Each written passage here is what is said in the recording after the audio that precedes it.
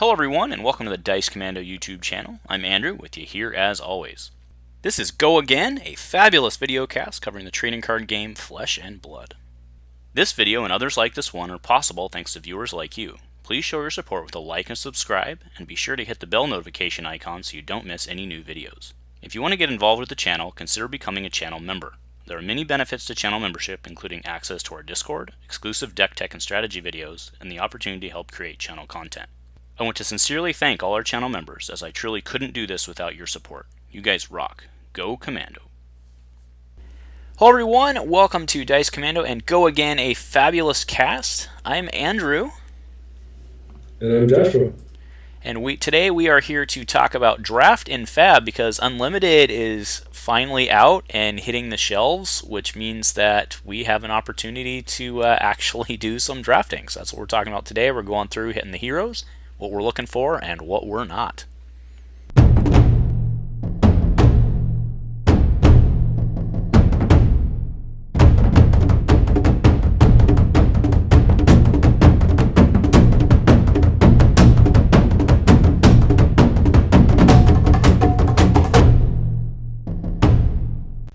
Hello everyone, thanks for joining us again. How are you doing today, Josh?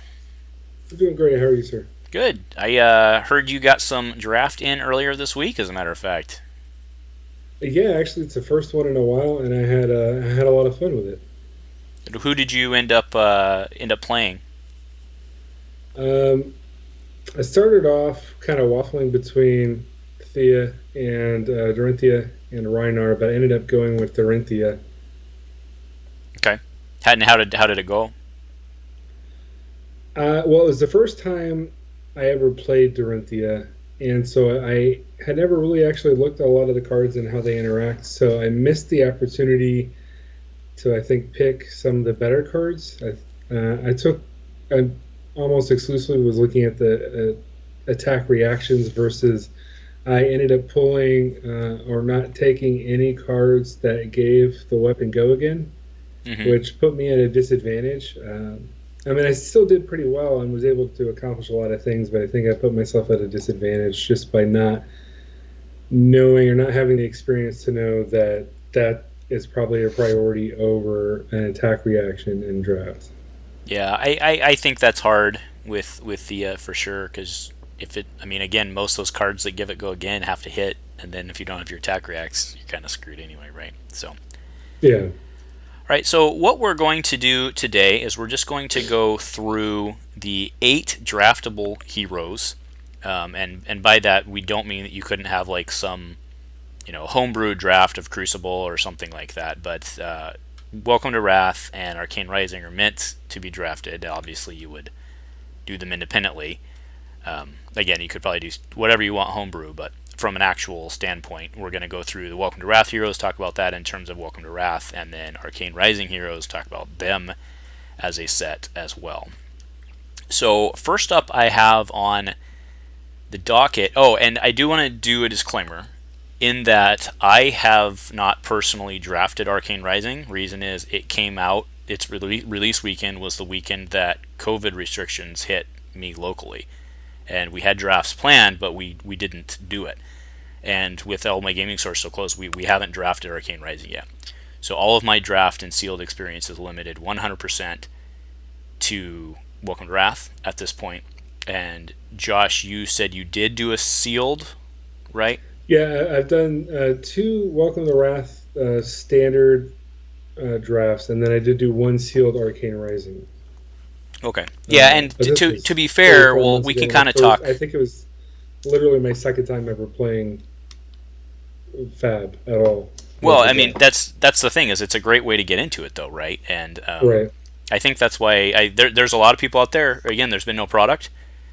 There's a majority of the Fab community out there that has not had the opportunity. So that's why I thought it would be cool to kind of sit down and give our thoughts based on even our limited experience doing so, what we thought. So, all right, let's go into the Welcome to Wrathe heroes. So first one I have up is Bravo. So I don't think we need to go through what the guys do, because I think we all know that at this point, right? But so what do you think about Bravo in terms of limited? I think he's pretty strong. because he's got a lot of different lines of play. Because if you get some really good cards for him, his Majestics or Super Rares, you can do a lot of awesome things. But even without it, his generic attack cards, if you're pulling blues to pump it um, for dominate, it makes it pretty straightforward. And then you can also look to grab pummels and just worst case scenario pitch and play for pummel and swing for 6 to 10. That's not bad at all, especially since you're using the young heroes and you're looking to do 20 damage. Bravo is just really good at finding ways to do that.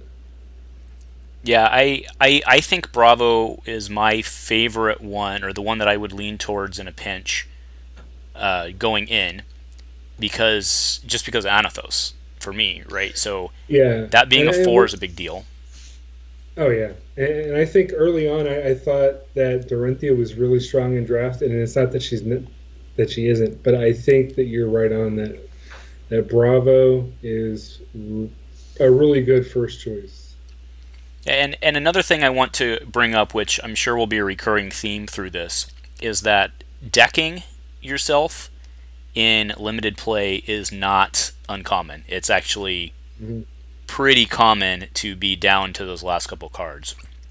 So if your primary vehicle of attack is pitching, you are Right. recycling and extending that, and that is a big deal in limited play. Yeah, that's another great point because the every I mean it's a limited selection, but in every draft I've had, I've been right at or just barely above the 30 card minimum. Um, and being able to recycle your cards is huge for Bravo. So I think that that's definitely an important line of play that you can get an advantage with Bravo with. Yeah. So yeah, I like Bravo a lot. Now I do want to do a disclaimer, right? We talk a lot about that magic number being 4. Do keep in mind in draft that a lot of the neutrals, of course, have a defense of 2, so that I don't know that it's fair to say in limited play that 4 is the magic number, right? Um, Right. but it's relevant. So And it is relevant if you even a couple of cards that would normally be kind of middling in a constructed deck are great in draft because their crush points are more attainable when everyone's a bulk of their deck are generics that are blocking for one less card. yep. Okay. And then actually, you know what? While we were on the topic, before we go to the next hero, one card that I found I loved in drafting, or I should say limited play, but specifically draft because a lot of people pass it, was, I believe it's Scour the Battlescape. It's the one that when it goes into your discard pile, it gets put into your deck. You can use that sucker to defend, and it Oh, keeps. Is it Scour? Drone of Vitality says if it would be put in your graveyard from Yes, anywhere, it's instead put Drone. it on the bottom of your deck. Yes, you're right. It's Drone. So my apologies. Thank you for the correction there. Yes, that is the card that I love. So like, it in itself isn't a great card. You're really only looking maybe for like a Rhinar there, but defending for 2 and having it recycle is not irrelevant. Yeah, and actually, in my most recent draft, I did take that because of the blue pitch and knowing. Well, I guess the pitch you don't need it, but the 4 attack, even on the blue version, is pretty strong, and it's going to go back to your deck. And pretty good, solid card, even on the blue level. Yeah. All right. So moving on. So we kind of already touched on Thea a little bit. Um, I personally think that a lot of people going into limited, especially as a newer player, will gravitate towards Thea. And I know that you know this, Josh, but a lot of people get confused on that blade that you have to give it go again, right? Yeah, that's one thing I learned on round 2 of playing Dorinthea for the first time in this draft was not understanding how that mechanic worked and how I had misdrafted myself by not knowing that mechanic and knowing that those are the cards I needed. Yeah. So I just want to PSA for the 100th time, I'm sure at this point, but make sure like Dorinthea lets you attack with the weapon again. It does not give you the action point to do so, right? So make Right. sure you don't fall into that trap. Now, that aside, her ability to 1 for 3 every turn is really, really solid. I mean, it's just really, really solid. Because she can kind of have a much lower draft curve. What's your take on her? Yeah, and so my learning curve with this was learning that what I liked about, I mean, you know that she's strong and she's especially great in constructed. But what I liked was that I could be a little aggressive with blocking because worst case scenario, I could have one card in my hand and hit for three, which that's not great in constructed, but in blitz, that's almost always either three damage or a card out of hand, and you've blocked heavily. It just gives you a really cheap line of play. I mean, hopefully you can block two, pitch one, and then do an attack react. So I think knowing that you can commit to 2 to 3 cards blocking every turn makes it really easy to just keep stabbing away, even if it's just your base attack. Yep. And so I played her.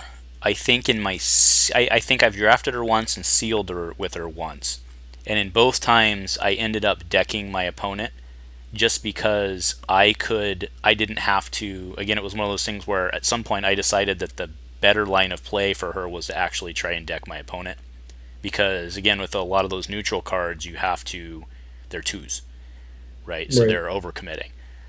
So I think Dorinthea is a really solid choice, and obviously I can flip to Dawnblade right now, right? But I don't think it's very often you get the counters on it. Right. If you do get a counter on it, you probably lose it. Would be my guess, Right. because there's no reason they wouldn't overcommit to just blocking it and get them off, because that's devastating. So Yeah, and that's definitely another thing that makes it really Dorinthea really strong is the lack of defense reactions. Um, you're way ahead on that. A lot of people will include defense reactions just to keep up with the attack reactions of Dorinthea, but with those cards being at a premium in a draft, it just makes Dorinthea that much stronger if she has those attack reactions that she doesn't have to worry about being mitigated. yeah, I think that's a fair point as well. All right, Katsu, my least favorite draft. It's just too hard to get his stuff, in my opinion. Yeah, we were actually talking about that, and I agree that it's hard to get the combos off in draft, especially if you're not the only one drafting him, because it's so combo heavy, and there's premiums on which combos are better or worse. But one guy actually mentioned if you just take nothing but head jab, you will win every match. And I thought that was actually kind of interesting thought. Obviously, there's not going to be 30 head jabs out there, but it's a fairly common card. It's You'll probably see it passed around quite a bit if there's not a lot of ninjas out there, and it's a zero cost go again, which kind of works towards other builds that we've seen with how Benji could be really effective. So even if you're not getting the combos off, the Kadachi go wide ninja thing I think is still relatively easy to accomplish. So I don't think they're down and out, but it is a pretty big hindrance to not have the combos. But I don't think it's unplayable. Yeah, I think in sealed he is. Um, in draft, my experience with him, and maybe this was just because nobody wanted to play him, but he was flying, or like there was ninja stuff flying at the end of every pack. There'd be ninja stuff just flying around the tables, like over and over, more ninja stuff because nobody's taking it. So you start to think to yourself, "Oh man, maybe I play ninja," and then all of a sudden, I mean, maybe that's why I'm biased, is because like, I mean, I Yeah, I didn't will flip, say but you could have flipped, I and then I think you'd have been short still, right? yeah. Now that I think about it, that's one thing I could be wrong. I haven't done an analysis of the numbers, but I do think that Ninja has the most amount of class cards that block for two. So you're already having Oh, that's generics that probably block for true. two, and That's then your probably true. class cards are blocking for two. So there is a disadvantage there, even more than usual for Ninja to keep up with the heavy hitters. And then knowing that in draft your best strategy for Ninja is to be going wide, anyways, it makes it even harder for you to do that. So I think it's a fair point. Ninja's out of the starting four, probably in a weaker position. Yeah. But again, if you can, I mean, the head jab comment is a very good point, actually, because that's three. Let's just call it 3 1s, right? Three hits, or maybe not 3 hits, 3 stabs. How's that, Right. right? I mean, that's a fair point, because remember, you don't have to draft the tokens, right? I mean, just for everybody out there, you don't have to Right. draft So tokens; you can I pull think them. the So idea is the ideal turn, you could pitch one card that one yellow, and then head jab, head jab, head jab, and then Kadachi Kadachi, and still get a 5 white attack off for 2 resources. yeah, assuming that yellow is a 0, right? Right. I mean, and that was kind of the other problem with him, but I don't know. I mean, I don't think he is bad. I just think he doesn't fit my playstyle, especially under constraint. So I think that's exactly it. Yeah. yeah. All right. So moving into Rhinar. So Rhinar's your boy. What do you think? Oddly, out of my 3 chances, I haven't drafted Brute, but I think Brute is very. I think you can just go with picking the best card that you can out of each pack with him, because it's very his class cards lend itself so well to its play style that you're going to want to be doing anyways, with the intimidate mechanic. So there's not a lot of picking and choosing between attack reactions or defense reactions or cards with go again like you would with Dorinthea. Um, and he also works great with just running really good generics. Like if you get Pummel, take that. That's probably better than some of your class cards in a limited format. And then, of course, a limiting factor is you're not going to be able to rely on barraging beatdown as much because there's not going to be that many. In a limited format, you might get 1 or 2. So I think you switch to cards I don't think I would normally include in at least in the Blitz format I've been playing most often. Cards like Slogism, um, but they're actually really great.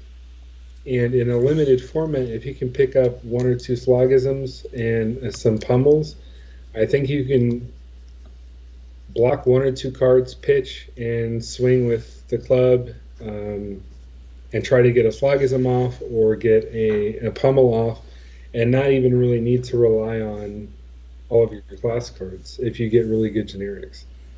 Yeah, I think Slogism's a good comment, because I think Slogism's one of those that'll fly around the table, at least early. Maybe it's like a mid pack pick. I do agree with you. I think pummels go early, right? I think it's pretty Yeah, rare you'll and see that's a one thing like I pummel only passed. recently realized with Pummel because I've seen it most played in like locally. There's a lot of Guardian play, so it's used a lot with the hammer. But I didn't realize that second line of Pummel can also it would be played with an attack card, and if it hits, it discards a card, which is, I mean, especially in limited, that's huge to Yes, be it able is. to pump your damage and if it hits to discard a card on top of it. Yeah, I mean, I think the two on pummel, and I want to be very clear here. The reason I say it's you're not going to get it past you is because it's really good. But I think to people who maybe haven't done this before, I think the 2 cost can be very intimidating,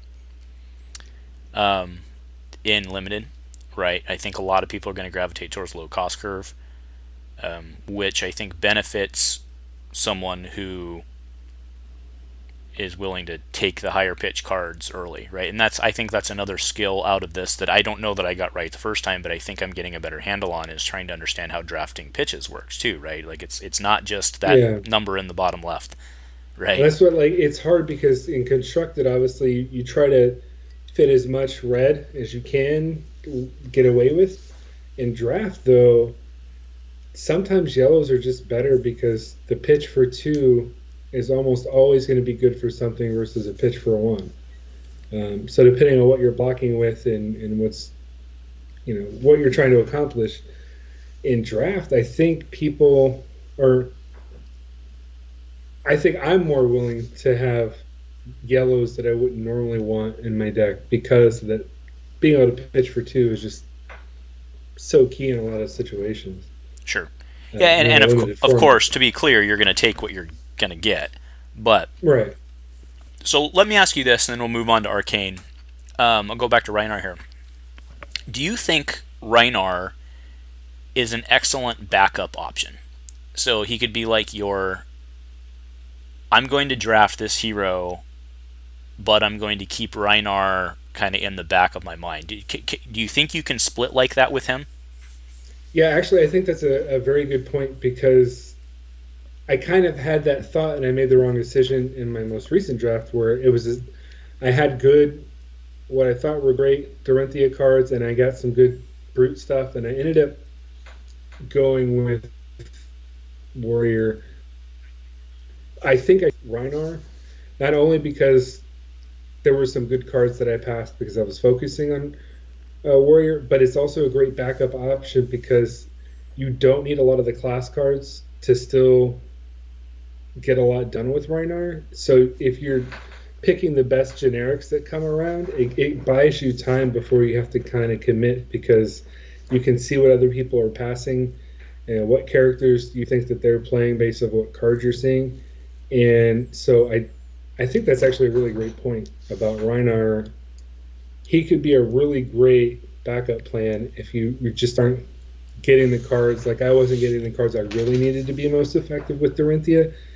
I should have audible to Brute and still probably have a pretty effective deck, even if it's mostly generics and then whatever cards I could pick up at the end once I realized I needed to make the change. Mm-hmm.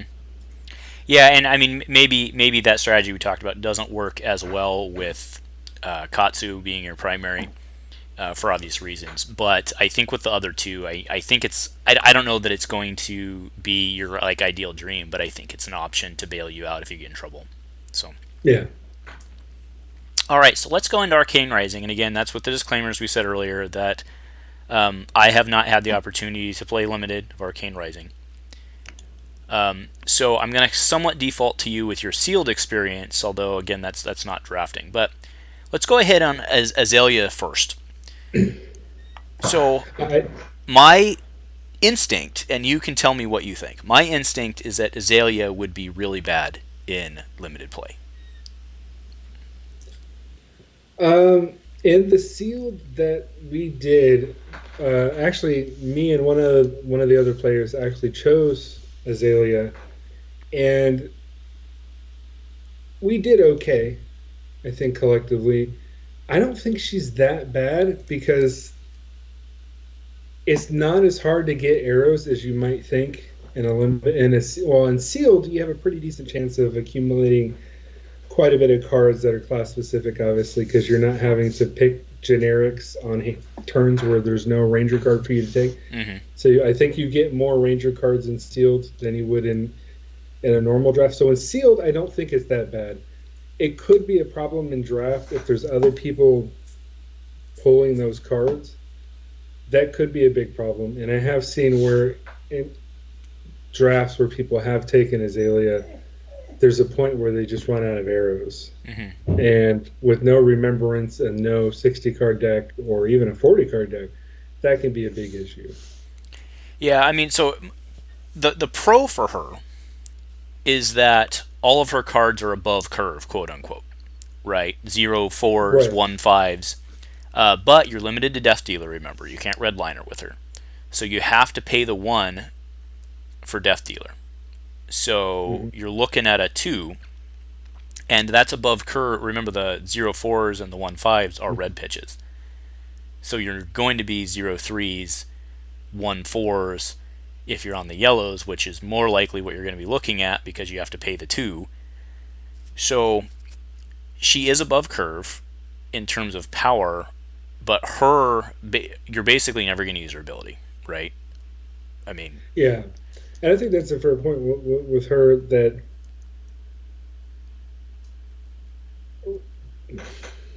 sorry, I kind of lost my train of thought. The variance there is not as bad with other classes because any arrow would do and be a little bit better than it would. And I think that Azalea might be a little bit more consistent than some of the other decks in a limited format because they're kind of more on the same theme of getting the arrows or reloading an arrow. and you're not relying on generics as much, except for obviously the really awesome ones like Plunder Run. So I think she could be kind of solid in drafts, but the risk is you're the decking yourself and having enough arrows. Yeah, I mean, and So that's if you can get it in quick, I think you could be above curve, like you mentioned, and be effective. But the longer the game goes on, you're going to be at more and more of a disadvantage, which is what makes it kind of hard. You know, if you think you can be really aggressive with Azalea and go wide or go tall really quickly and fastly, I think you can be at a really good advantage in a limited format. But if you don't have the right cards for staying power or for firepower, then uh, it's going to be a lot harder to be successful. yeah. I mean, I think the huge pro on her, like we've pounded into the ground, is she's above curve. Mm-hmm. But she has, I think, three distinct disadvantages. The first being that she doesn't have a weapon that deals damage. Yeah. Right. The second being that, well, that's almost all of it, right? But the second being that I mean, we talked about this with Bravo and Anathos, that one of your win cons is to outlast the opponent or deck the opponent by throwing your weapon at them and recycling your cards. And Azalea can't do that. It's not Yeah. an option for her, right? So not only does her weapon not deal damage, but it's also, the second is that it's also killing that win con. And then the Right. third is, are you really going to be paying one to put a 0 for 2 in your arsenal to shoot for? That just feels bad. You know what I mean, right? Like if Yeah. you got a 3 pitch 0 for 2 arrow, I don't know. So, all right, moving on to Dash. So this one's interesting because we know that she can be really strong, but she needs a lot of the tools to be strong. Yeah. I think that that's the main strongest play style for her with the induction chamber, unless you get lucky and draw one. Uh, that line of play kind of goes out the window a little bit, being very pistol heavy. But a lot of her cards just they all synergize together with uh, the boost mechanic very well. That I still think you can be very controlly and get a lot of stuff done. But in a limited format where you're looking at slightly more than 30 cards, maybe 33, 34 at best, you're playing with fire, like getting decked even more and quickly than Azalea would, for example, because one of your bigger mechanics is boost, which requires you to banish your cards. So I think that she can be really strong in limited format, but for a very, very short period of time. So it's kind of the same problem with Rangers. If you can't get it done quick, you're just going to lose. Well, so let me actually ask you this then.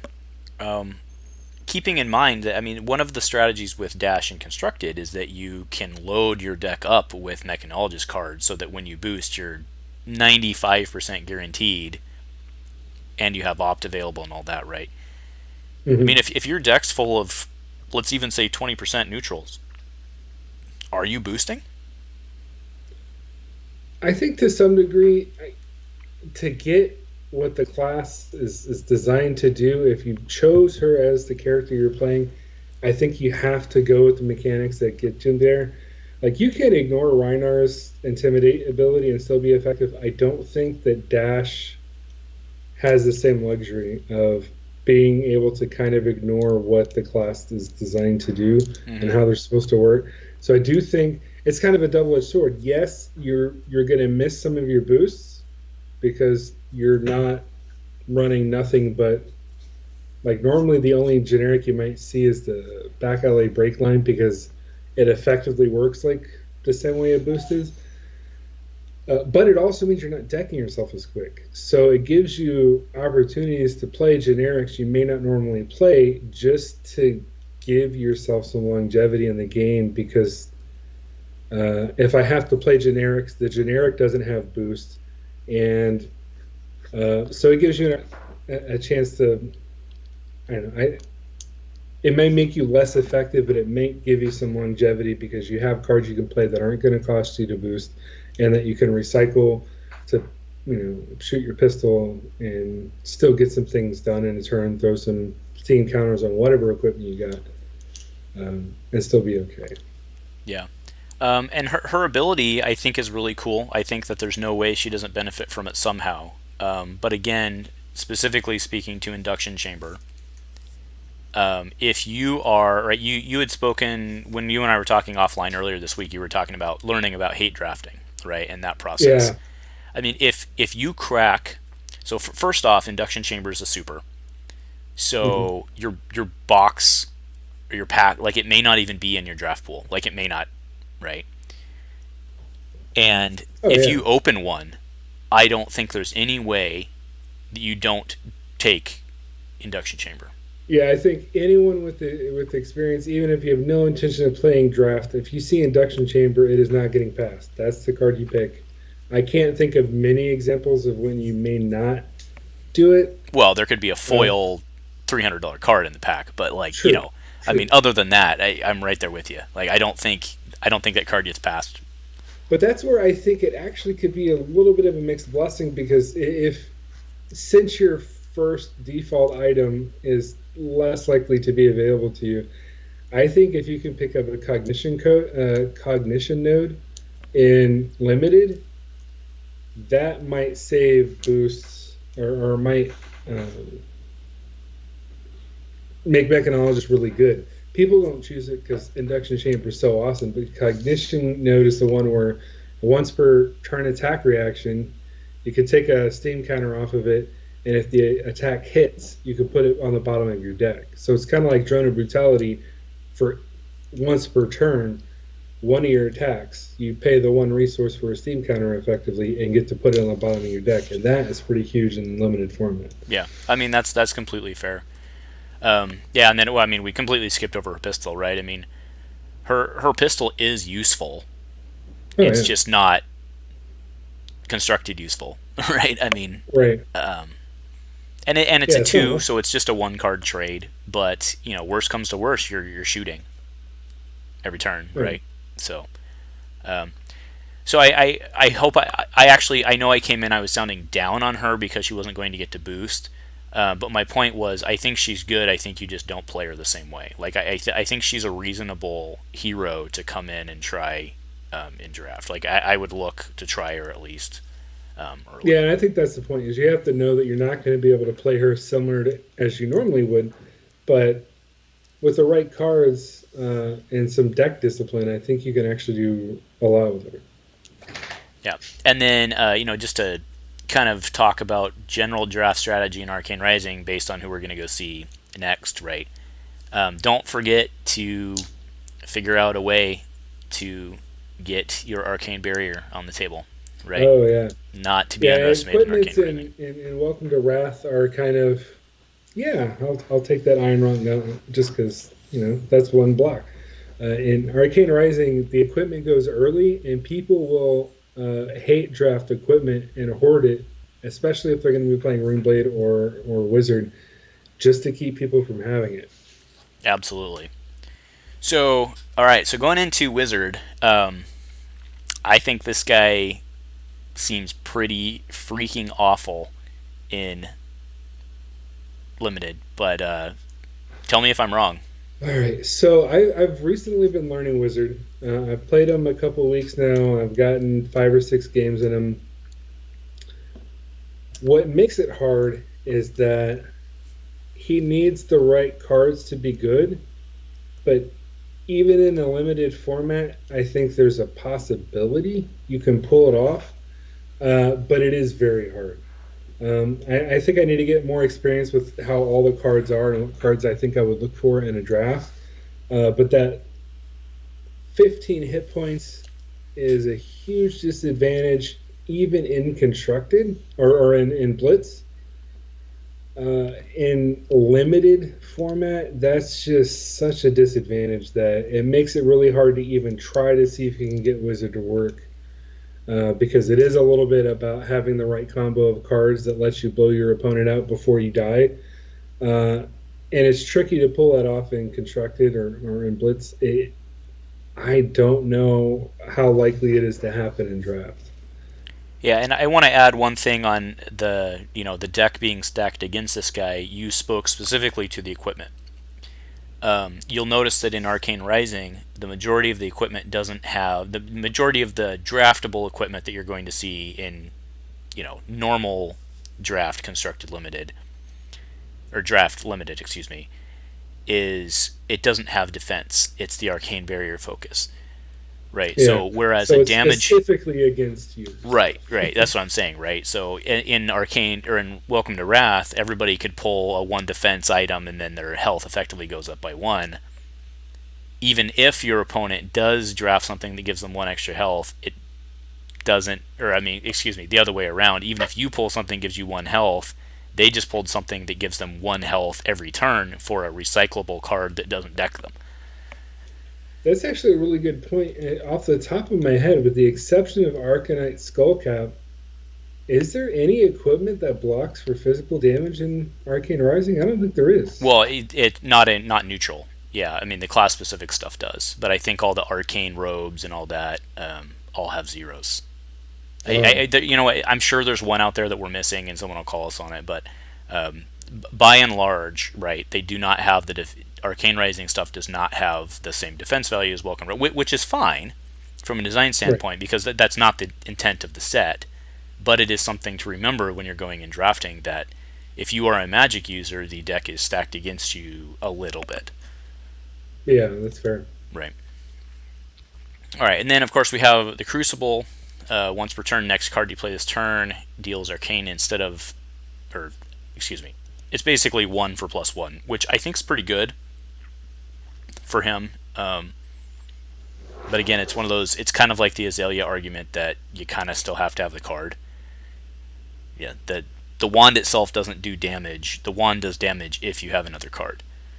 Yeah. So. Yeah, and so I think you're right out of the gate to say it would be extremely hard to pull off success with this class in such a limited format. All right, so now let's move on to who I think is probably the best, at least on paper, is Viserai. So tell me why I'm wrong, or if I'm wrong. It's hard to say because his mechanic is so cool, being able to mix the two damage types. A worst case scenario, you're forcing cards out of the hands for them to pay for the rune chant, but I feel like you mean for them to pitch to pay arcane to block it, right? Right. Yeah. Right. And then have to pitch to block physical. Right.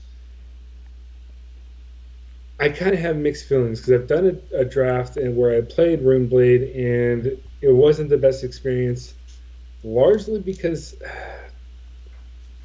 it's really hard. I thought it'd be easier, but it's actually kind of hard to find the right combination of the non-attack and attack cards and have I can see the that go-again mechanic. Because, I mean, Lead the Charge is awesome when you know you can put it into your deck. But if you can't, the main problem I had when the one experience I had playing Rune Chant in a draft or Runeblade in a draft was that I wasn't getting a lot of those non-attack and attack card triggers, so I wasn't building many Rune Chants, or I had the opposite problem where I had a lot of cards that were letting me accumulate Rune Chants, but then that was the end of my turn. I had no go again, so there was a point where I think I built up 12 Rune Chants. But that was like 3 turns of doing nothing but creating rune chants. I wasn't doing damage. I wasn't putting pressure on.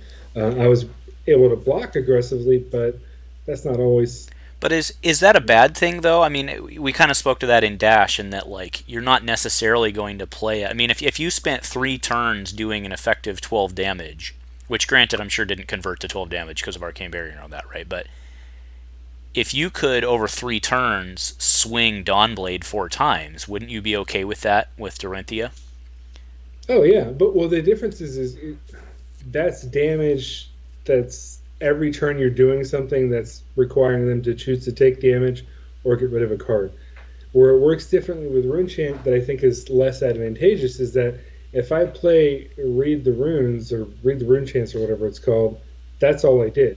I didn't get a card out of your hand. I didn't make you decide whether you wanted to take damage or not take damage. I see. I just reserve some damage for later, and that's it. I see. That's a good point. I get you.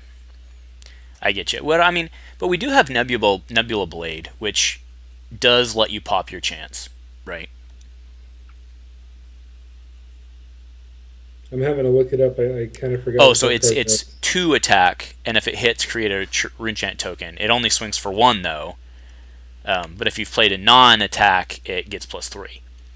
Right. So Right, your main focus, like you said, is those non, or is the you don't have to play. You don't necessarily, because of the Nebula Blade. You don't have to play a Runeblade attack. You can just do the non-attack into the blade, and it swings for right. 4 and pops. And I think that's actually probably a better strategy. It's not the one I think you would do in a constructed list, but in draft, if you can get some non-attack actions with Go again, you might just swing the blade and try to get maybe some what is it, Reaping Blade? No, Reaping Blades in Crucible.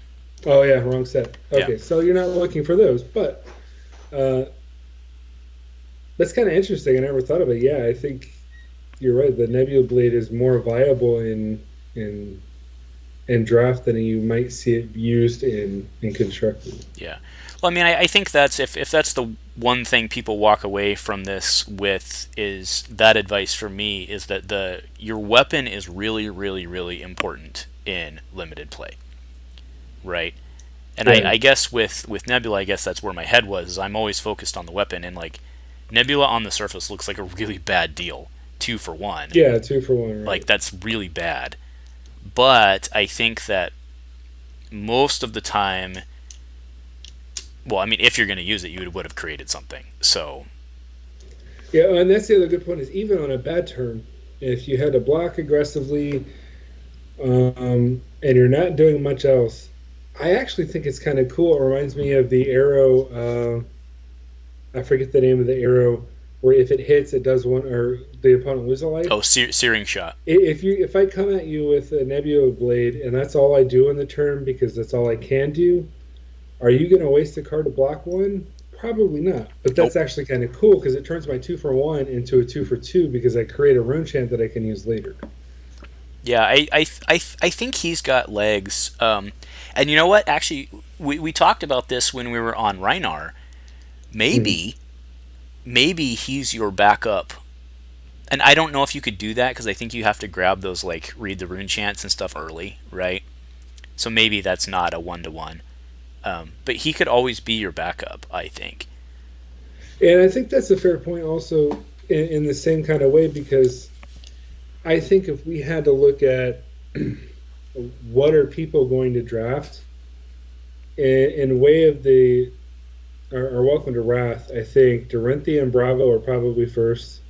I think Rhinar is probably your third or your first backup, and Ninja's probably lower because it's just a little bit harder to do. And a similar kind of thing in Arcane Rising, I think that Dash is probably your first choice. Uh, Actually, that kind of brings up an interesting question. Wizards obviously last, so I think it would go Dash, Runeblade. Uh, Yeah, I don't know about that. I don't know. I think Dash and Runeblade are at the top. I don't know where you fit Ranger in there. I think Ranger is your third probably, or it could be second, and that's what also makes it hard. If you're sitting down at a table and you're going to drafts,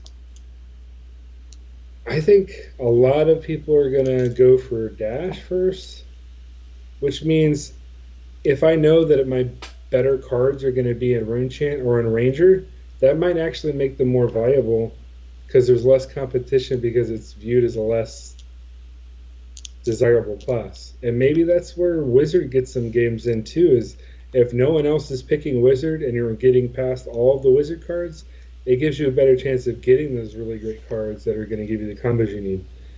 So I just That's wonder how much consideration there is to when you sit down at a table. Do you wait and see what other classes people are taking, or do you decide I'm going to take Dash because that's the most viable option right out of the gate? Or Yeah. Well, I think that's a good.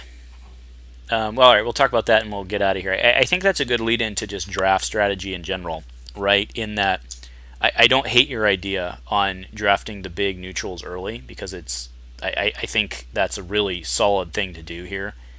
The problem is, I think a lot of people will fall into the trap, like we talked about earlier with Ninja, excuse me, where all of a sudden you see all these Ninja cards coming across the table on the first pack, and you're like, oh, I'm going to switch into Ninja. Well, there's an excellent chance that somebody else down the table also just switched into Ninja, and then Right. now you're both now you're competing again, right? So it's like you switch into this class thinking you're going to have all this stuff passed to you, but somebody else also did that. So, I mean, and yes, you can't predict or you can't control that, but generally switching mid pick what you're going is a bad idea. So your comment about taking the neutral stuff first, I think is reasonable, but then again, if everybody's taking the neutral stuff, then everybody's on the same page halfway through the pack. Yeah, that's So where I think you have maybe the first 5 or 6 turns in the first pack where you can be a little loosey goosey, but the longer you go past that, the less likely you're going to have a good solid 30 card deck. So your window of opportunity is there. It's short, and I'm sure there's people who are smarter than me who know more about how to draft. But that's just my impression of you do have some time to kind of figure out what maybe other people are doing, but then you got to kind of commit. yeah, and then I think my last comment specifically to Wizard and why I think Wizard's completely awful is remember you're going to have a lot of people because if you open a pack and there's a Majestic or a Super in there, it's very hard not to take it regardless of if you care about it or not, right? And there's a Yeah, lot of people who will do that, and I think Wizard needs more of those. With the exception of Induction Chamber, which we already spoke to, I think Wizard needs more of the Supers and Majestics to work than any of the other classes functionally. Because Wizard can't just pick up a 2 attack and really make it work for him. yeah. Right. And actually, that's a very fair point because in draft, you're not including Crucible unless you're doing some kind of mixed pack. And I think Wizard got a lot of viability in Crucible. So if you're looking at just Arcane Rising in and of itself, I think you're right. I didn't really consider that. The Wizard's probably bottom of the heap for sure. Yeah, I mean, and I'm not underselling like a Zap or whatever it is, right?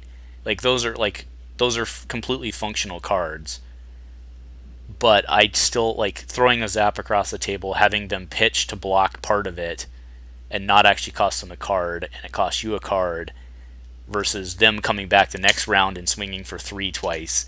I think it's just too much for you to handle.